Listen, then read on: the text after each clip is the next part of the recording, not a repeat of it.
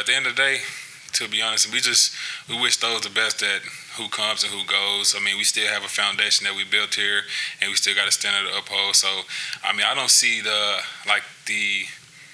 how can I say, like the goals or the standards, anything like that changing because of something like that. Preparing for your last game, you found yourself looking at some of the smaller details of like how you prepare for a game. You appreciate it a little bit more. I know what you say. You make me feel old, man. But yeah, I mean, just trying to cross my T's and dot my I's, just trying to make sure I'm prepared going into this bowl game. Because, I mean, that's the benefits of having bowl games. I mean, you got so much time ahead of you. You got so much time to prep and just make sure that everything is, like you said, just be more, how can I say it, more into the details, you can say. So I'm really just trying to be more prepared than anything. What does prep for Iowa look like for you guys? It seems like they have a couple different quarterbacks they might roll out with. What does that kind of look like getting ready for them?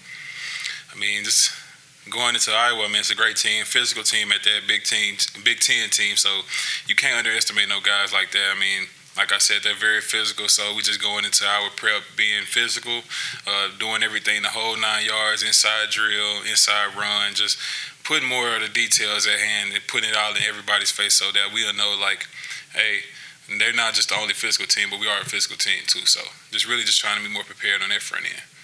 What are you and the coaches emphasizing to the team, specifically the defense, about like not overlooking Iowa because they're maybe in the third string and they're without their top running back? Oh, say the question again? Kind of, how are you guys emphasizing like don't sleep on Iowa just because they're on third string and they don't have their top player available? What are you emphasizing to the rest of the guys? I mean, just speaking from my experience of just being in the trenches and D tackle, so I mean, we know that the front line is where most of the magic happens. That's where they get the things rolling, and that's the oldest group of the group. So they're the leaders of that unit. So we just know we gotta, for the most part, we got a much bigger responsibility than anything actually. So I feel like if we take care of that, and we basically control the pace of the game. Kristian, line play has always been a staple at Iowa under Ferentz. Is there anything schematically that you see that they do different from others, or are they just fundamentally sound? Fundamentally sound for the most part. I'll probably, in my opinion, say that's the most disciplined O-line that we'll go up against this year, just because not only that they play as in unison, but, I mean, tight hands, low pad level. I mean, that's the best thing you could get out of those guys. So I feel like they're just more disciplined than anything rather than just having a different type of scheme. Type of mindset, you describe it in the locker room now in preparing for this and the excitement for one more game together with this group. You said one more game. But I mean, it's a love, kind of sad, but more so exciting than it is anything. So, I mean, just trying to keep the energy up high. Just coming in coming to building on a day-to-day basis, knowing that, hey, you just got to stay present because, like, it can go by in an instant. So just for anybody and everybody in the building, we all know that this team will look this exact same way.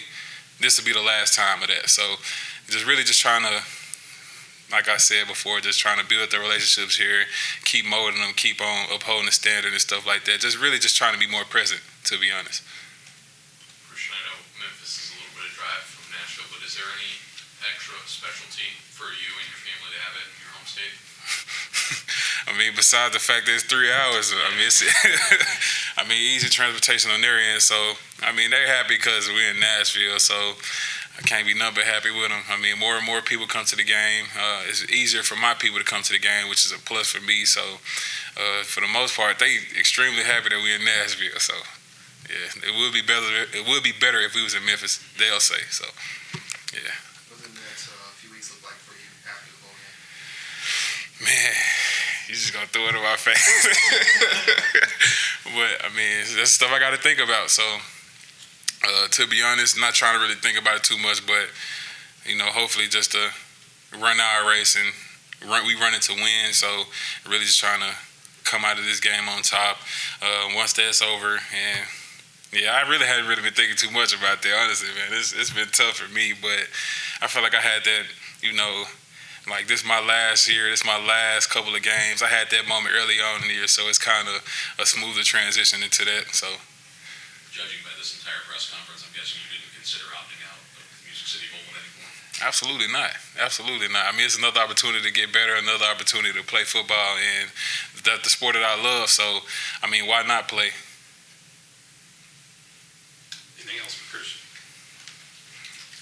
Thank you, Kristian. Appreciate y'all.